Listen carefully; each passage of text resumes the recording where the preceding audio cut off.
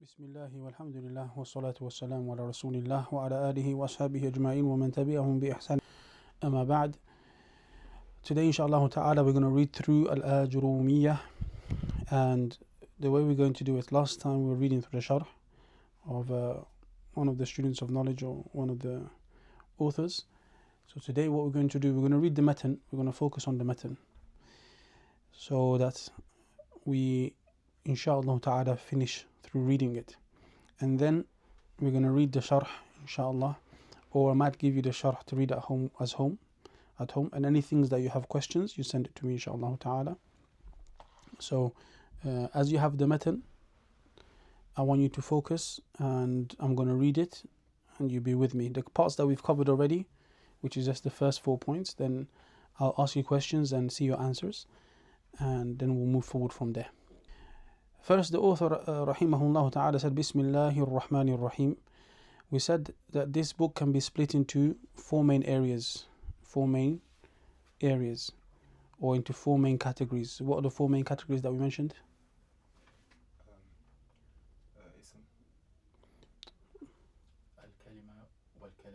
Al-Kalam wal-Kalima. So the first area of the book deals with Al-Kalam wal-Kalima, speech and words.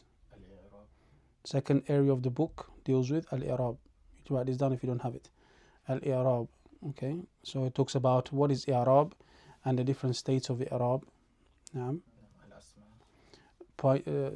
The third section of the book is Bab al-Af'al. And then in that section of the book, the author rahimahullah ta'ala gives us the information regarding verbs, and that verbs are split into three categories, and he explains to us which ones are mabni, which ones are don't take i'raab, and which ones take i'raab. And then he discusses the fi'l mudari', what states of i'raab does it take, and so on. And then the fourth bab al-asma, and then he splits the asma, which is the plural of ism, into three areas, the three different states, and for each one he tells us what type of words fall under each category. So that's the general summary of the book. You have to remember this. And then we said that we can look at the book a little bit closer and say that it can be split into 10 major points, 10 main points. The first one was al-Kalam. So point number 1, al-Kalam. The author rahimahullah ta'ala said, al-Kalamu huwa al-lafzu al-murakkabu al-mufidu bil-wada'. So the first major point is where he said that. Okay, what are the four conditions that the author mentioned for something to be considered kalam?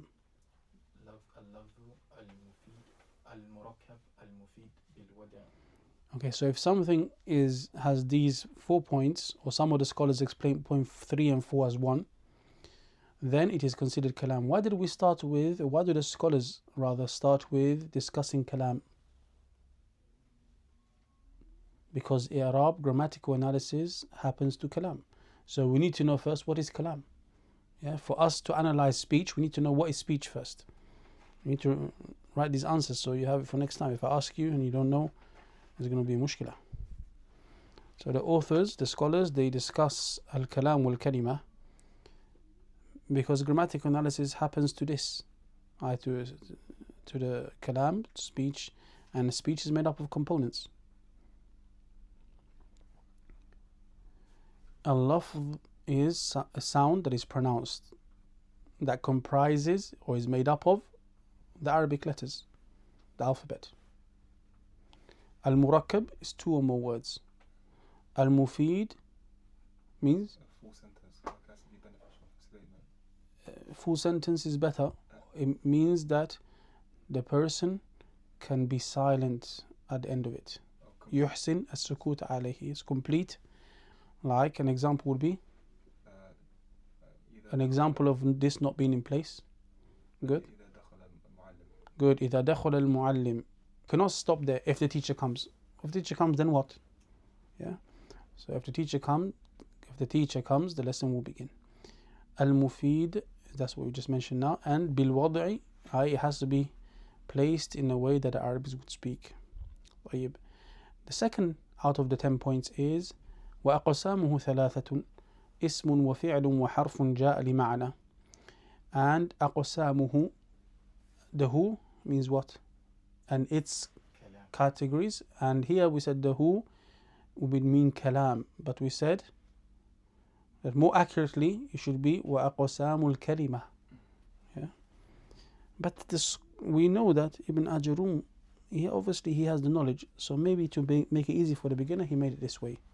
Yeah. Wa aqsamuhu, any time you have kalam, any of the words that are found within speech will not go outside of one of these three categories. If I make a sentence, ذهب محمد إلى المسجد, any word in that sentence has to be one of three. There's no fourth category. How do the scholars know that? Because they analyzed and looked at the Arabic language. They call that tatabbu' and istiqra'. Ismun. So what is three word types? Number one, ism. Ism, we said, is a word. The word that the definition from the matan. Not from the matan. It doesn't mention the matan. Ism, he says, ism, fi'l, and harf. He doesn't mention definition in the matan. Ism is a word that has a meaning in and of itself, and is not connected to a time frame. Like, for example, let's say Muhammad. It has a meaning. You can clearly, is a man. You know that it's a name. If it's not connected now or future or past. If I say table, tawila, it has a meaning. It's not connected to a time frame. If I say tawilun, tall, it has a meaning. You know, something tall, and it's not connected to a time frame. So this is what an ism is, and is not translated as a noun, because in English noun is a more restricted term, because an adjective is not a noun. Yeah. Whereas in Arabic, tawilun is an ism. Yeah. Fi'lun is what? A word with a meaning in and of itself and is connected to a time. A word with a meaning in and of itself and is connected to a time frame. Like if I say, for example, laughed, cried, straight away you know cried what it means. It has a meaning in and of itself and is connected to the past. So we said connected to a time frame, i.e. the ماضي or the مضارع or the أمر. طيب حرف جاء لمعنى, or we say connected to a time frame, we say either the past, the ماضي, the مضارع, the present, either حال or المستقبل, the future. Now وحرف جاء لمعنى is a word that points to a meaning in something else. And we said جاء لمعنى means what? Like it has a meaning when it is connected with another thing. Good. We said here جاء لمعنى. Sometimes you find that some of them will say that letters, so this can be one letter or more than one letter. Some letters come to build a word only. They don't have a meaning. Like the letter tha we said last week. Some letters, they build a word, like ba, baytun. You build the word bayt with the letter ba, ba, ya, ta. But it also has a meaning. It's a harf that has a meaning. And the ba is used, for example, للاستعانة Bismillah, or katabtu bil qalam, I wrote with the pen. So the ba here has the meaning of with, or it has the meaning of qasam, I swear by Allah. It has a meaning of qasam, like billahi ma fa'altu hakadha, or billahi ma fa'altu kadha wa kadha. By Allah I did not do such and such. Or it can also have the meaning of exchange. Like for example, if you say bi'tuka hadha bihadha, I sold you this, or I bought this, or exchanged this for this. Yeah. So the ba has a meaning. When we say harfun ja'a li ma'ana, then we know that it is a harf that came with a meaning. So any words in the Arabic language are going to fall into one of these three categories. This is important later on, because when you analyze the speech, you're going to need to know which word category does this fall under, so I can analyze it properly. Then point number 3 out of the 10 main points of al-Aajurrumiyyah is the signs through which each of these word categories is known. He said, فَالِاسْمُ يُعْرَفُ, ism is known through الخفض بالخفض والتنوين ودخول الألف واللام عليه وحروف الخفض. An ism is known by khafd, tanween, So khafd is that it can take the hal that is known as khafd or jar. So it can become makhfud or majroor. The main sign of that is a kasra, but it doesn't mean every time there's a kasra that it means it's an ism. What tanween? The second sign, at-tanween. At-tanween is the tanween that comes at the end of the word. Normally speaking, when you see a tanween on a word, most of the time, 99.9% of the time, it will be an ism. Okay, the third sign that the author mentioned for us is the fact that you can put alif and lam, meaning for ta'rif. Al-baytu. So baytun, you can put alif and lam on it, the house. So then you know that the word house is ism. And the last sign that he mentions is that the word can take huruf al-khafd. The word can take huruf al-khafd. So here says, then you know the word that comes after, normally speaking, is an ism. وهي, and the huruf al-khafd, he mentions some of them, not all of them. من وإلى وعن وعلى وفي ورب والباء والكاف واللام. And also he gives us another set, وحروف القسم. You can also take حروف القسم. وهي الواو والباء والتاء. Okay. Then he mentions that what fi'l is known through.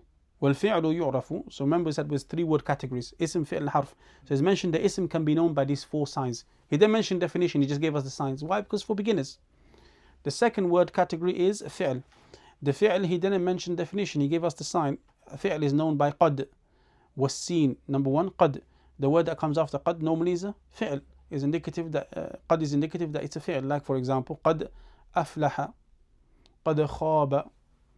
And this qad can come for the fi'l madi and the mudari'. And with each of these is going to have different meanings. Sometimes litakthir, sometimes litaqleel. Later on you can research that in the sharh. But the main point here in the matan is qad is a sign, the word that comes after is a fi'l. Now, was-seen.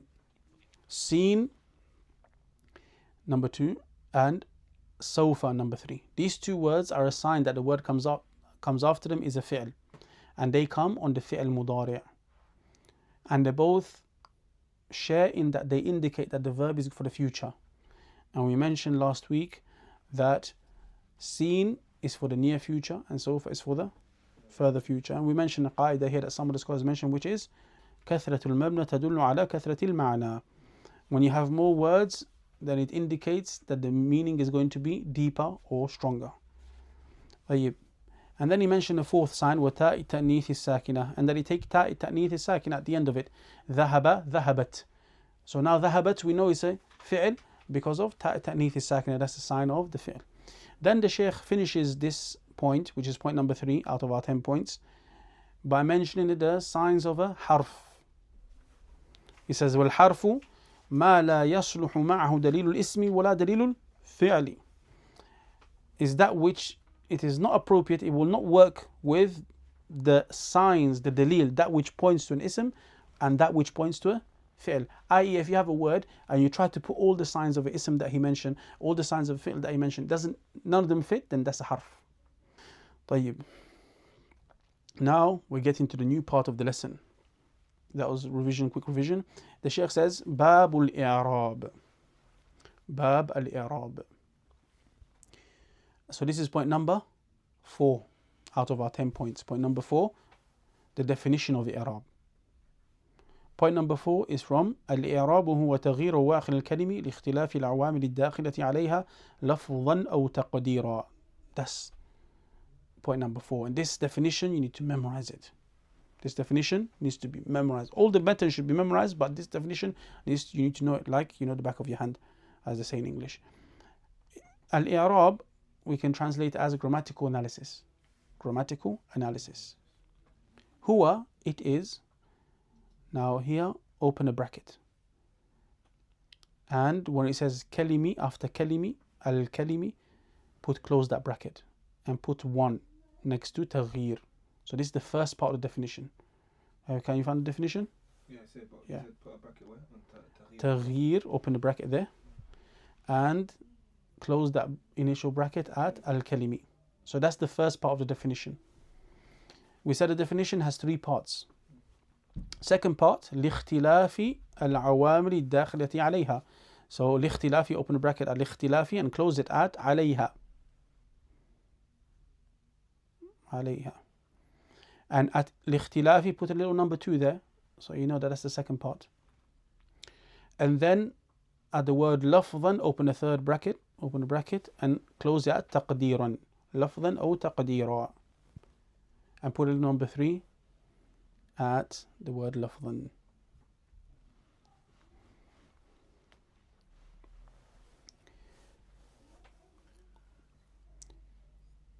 Okay, so i'raab is تغيير أواخر الكلم, the changing. تغيير is the changing. أواخر, the ending.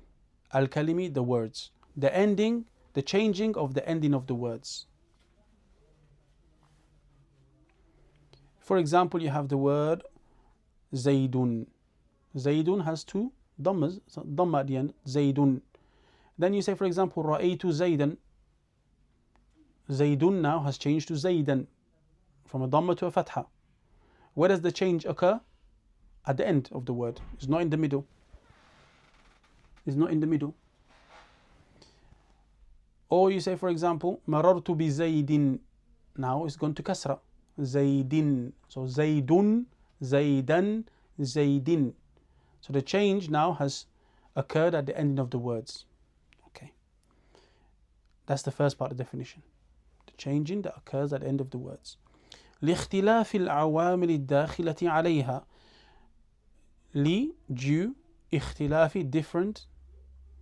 Al-awamil is the plural of amil. Amil is someone's action, a factor. So a factor, al-awamil, due to different factors which enter al-dakhilati alayha, upon it, upon words. أي upon it, upon the words. Al-kalim, alayha يعني al-kalim, upon the words.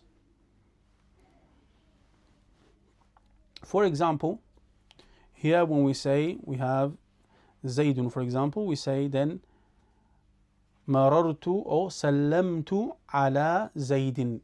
على is an عامل. على is a factor, is a grammatical factor.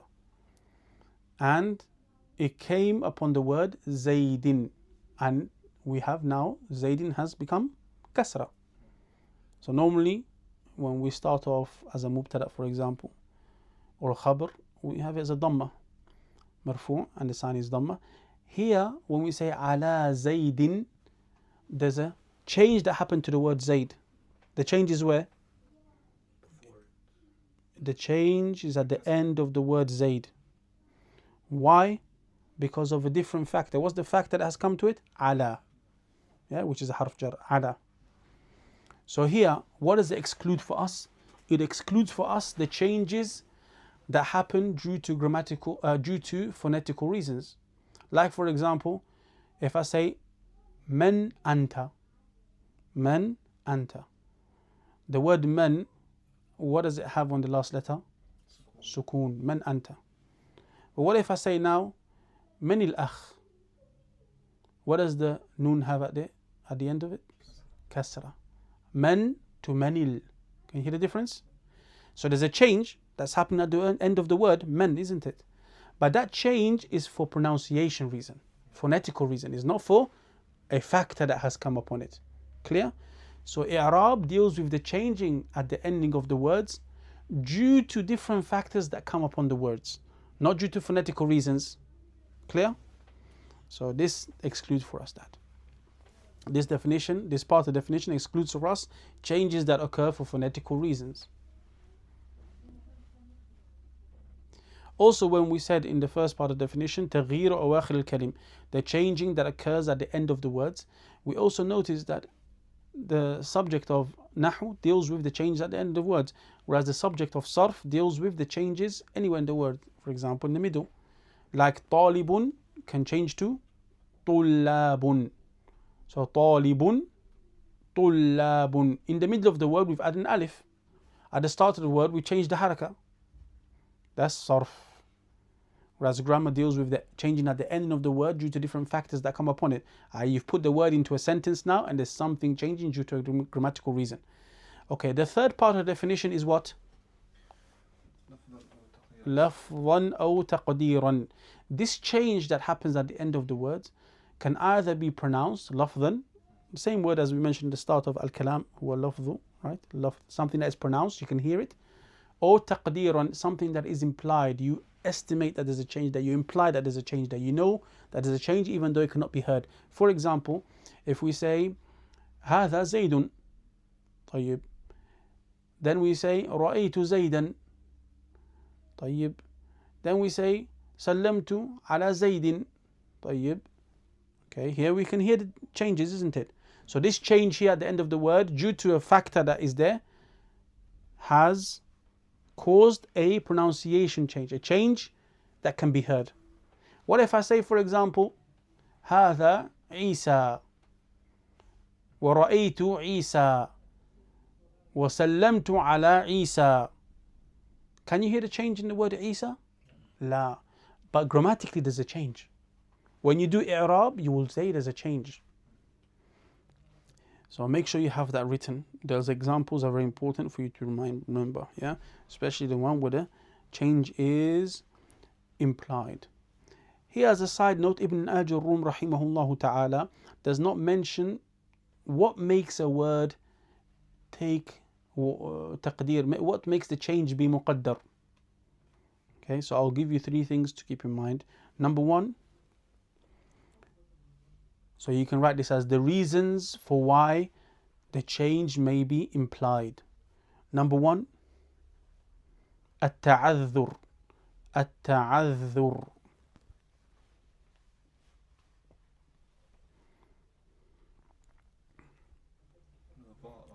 ذال.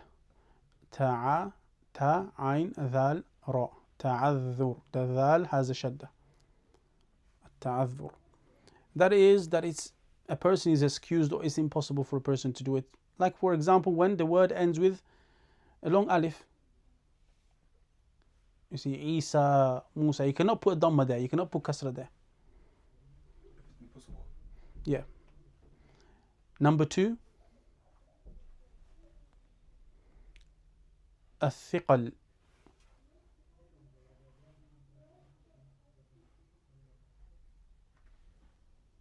الثقل.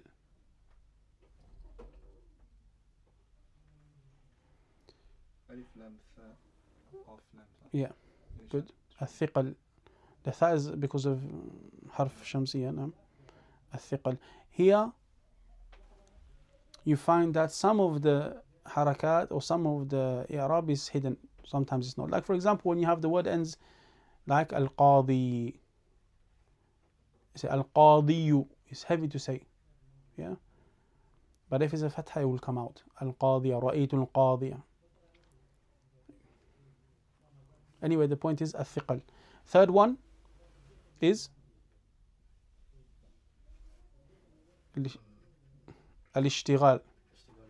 Yeah, ishtighal mahal. This is like, for example, when the letter, the last letter is busy with the harakah that is appropriate for the next letter. Like for example, when I say هذا قلمي, this is my pen, I cannot say هذا قلمي.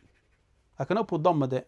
Why? Because the meme, which is the last letter of the word qalam, is busy with the harakah that the ya needs. Ya means, in this case, mine, my pen, qalami. I cannot say qalamui. You cannot put a dhamma there in front of the ya. Anyway, the point is there, you put ishtighal. Ishtighal means that it's busy. It's preoccupied with the letter that is suitable for the coming, with the harakah that is suitable for the coming letter. Another example is, for example, we say dhahabu. Dhahabu, the last letter of that word is a ba, the ba. But you can also say dhahabau.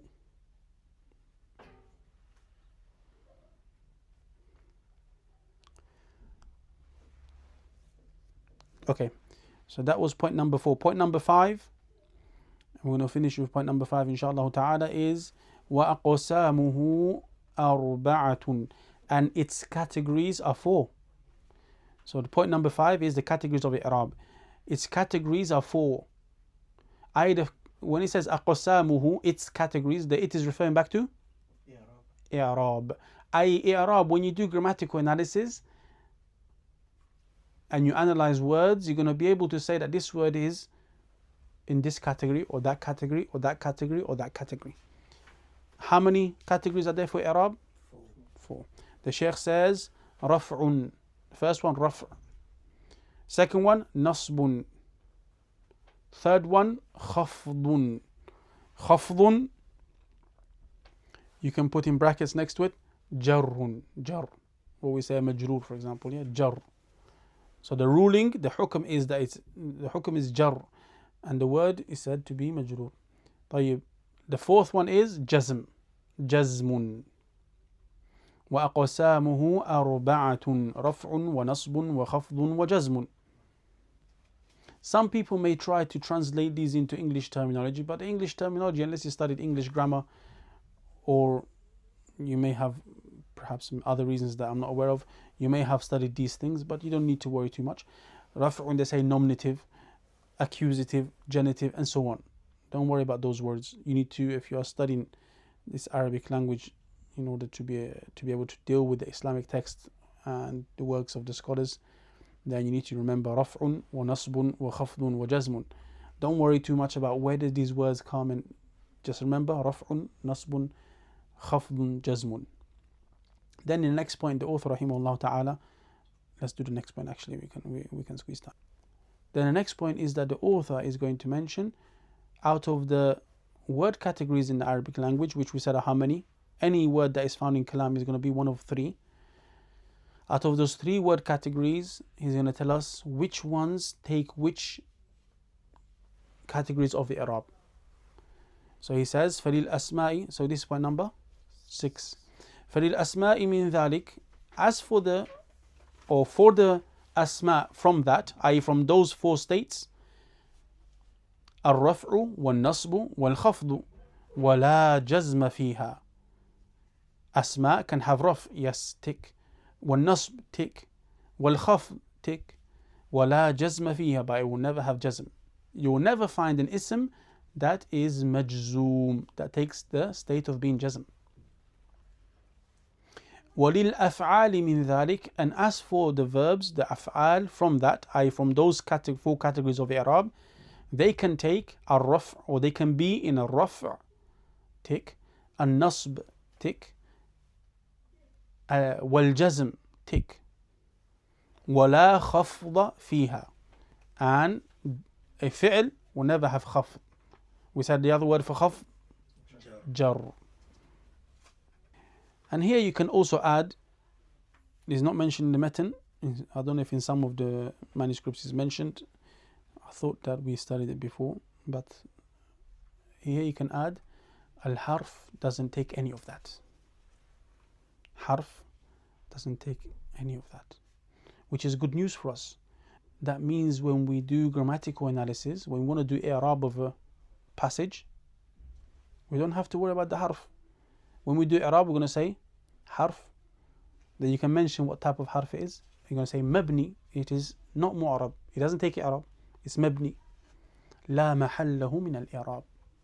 مبني على كذا, maybe سكون or فتح or ضم.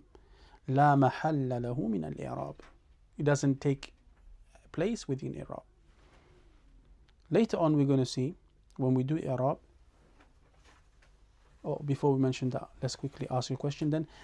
How many states of i'rab are there? We said 4. We said the states of i'rab are 4. The aqsam are 4. How many of them are shared between the ism and the fi'l? 2. Raf and nasb. How many of them are only for the asma? 1. Only for the asma is 1.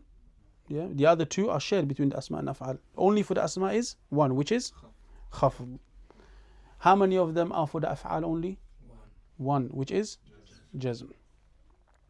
So sometimes you'll see in some of the books they will say the states of the i'rab can be divided into 2. Those which are shared and those which are unique. Yeah, so they divide in different ways.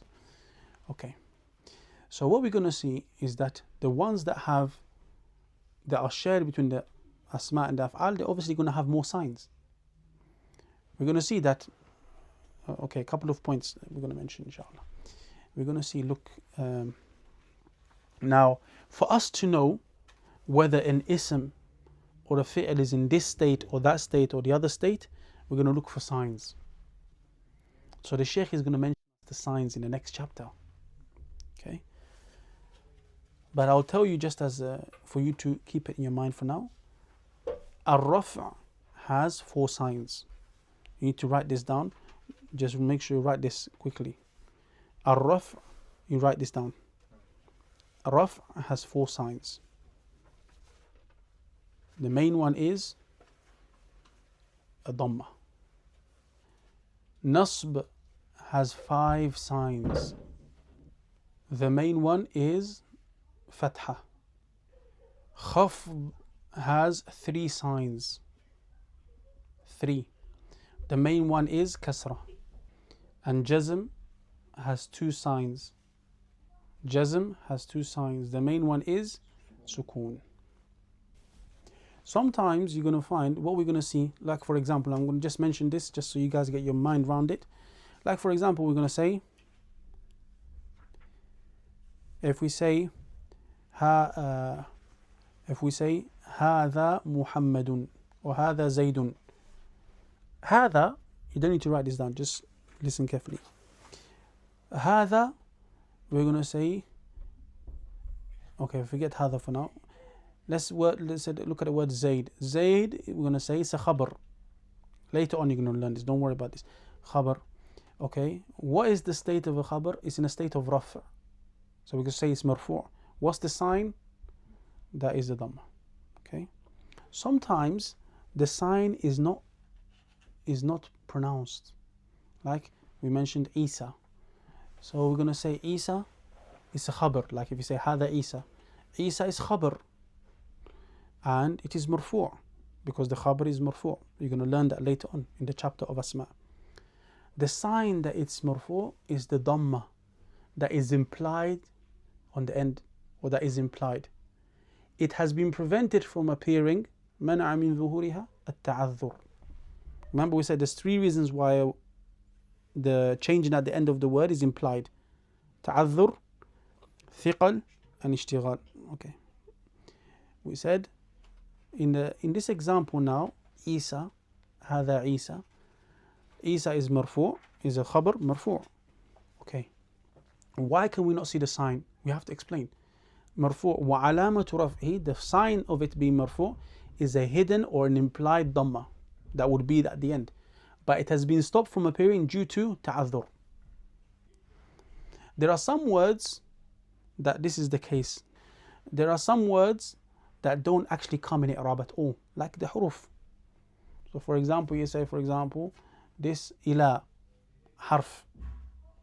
You say mabni, it is stuck upon, what's the ending of ila? Sukoon, the alif mad sukoon, yeah? And then you say la mahallahu min al-i'rab. It doesn't have a place in i'rab.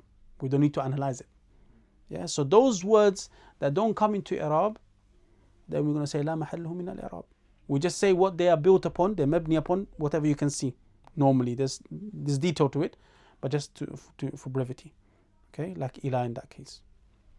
And then we say la mahallahu min al-i'rab. But there are some words which you cannot see the i'rab, it's implied. In that case, you're going to explain why. You're going to say, for example, Isa. If we say, for example, ذهب Isa. Isa فاعل مرفوع. Fa'il, the reason, what type of word is it? It's a fa'il. Okay. What is the ruling for a fa'il? That it's marfu'. That is in a state of raf'. You're going to learn that in Bab al-Asma. Don't worry about that now. And then you're going to say وعلامة رفعه الضمة المقدرة على آخره منع من ظهورها التعذر. Is the dhamma that is implied at the end of that word. And it is, why was it implied? One of the 3 reasons we mentioned. Now, ta'adhur. Okay. Another point, last point. Whenever you're dealing with the words that don't change, you're going to say mabni ala al-fath, not fatha. Ala al-kasr, not kasra. Ala al-dhamm, not dhamm. Clear? So when you're dealing with a word which is mabni, you're going to say that it's mabni upon fath, not fatha. Clear? Okay. سبحانك اللهم وبحمدك أشهد أن لا إله إلا أنت أستغفرك وأتوب إليك. My advice to you is, from the start of the book until now, you need to read it a lot. Read it daily. Even if you don't memorize, just read it a lot and try to remember what we said. Yeah. And if you have one day in the week, you read the sharh, for example. Yeah. Any things that you don't understand in that sharh, you got the, which sharh is that? Yeah, then you can read that, and if you have anything, we'll discuss it. Subhanakallahumma bihamdika ashhadu an la ilaha illa anta astaghfiruka wa atubu ilayk.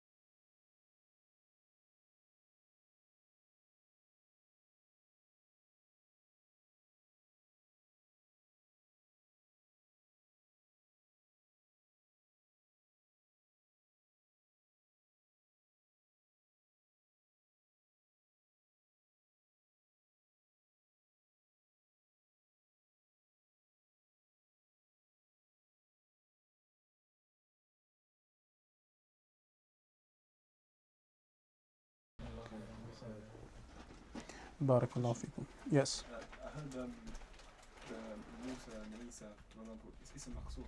Yes. So how do you use that? You can't say, okay, when you do I'raab, you can't say it's ism maqsoor, or it's just that it's What is the fa'idah of mentioning ism maqsoor? That's just to indicate that it cannot Okay, so what are the reasons for the i'raab to be implied? The ishtighal, Mhm. the ta'adhur,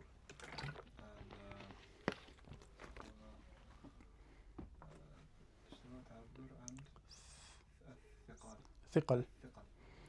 So thiqal is heavy. It's heavy on the tongue. It can be said, but it's heavy. So here now you might the fact Isa, Musa, for example, they come under the category of ta'adhur. Why? Because what you just mentioned. Yeah? But you don't need to say it, but sometimes the teachers might want you to say it to show that you know. You understand? So you explain why is it ta'adhur? Because of this reason. Yeah. What's a sufficient reason to say like this? Say again? So is it enough to say, okay, ta'adhur because of ism maqsoor, or do I have to say ta'adhur because of the, and then define ta'adhur? No one asked you to define anything. What do you mean define? What's like I'm saying to you, what I'm saying to you is, you're going to explain mana'a. Why is it not showing? Why is the i'raab not showing? Ta'adhur. No. If you want, you can explain why is it ta'adhur in this word. You can give the reason, because it may be different for different words.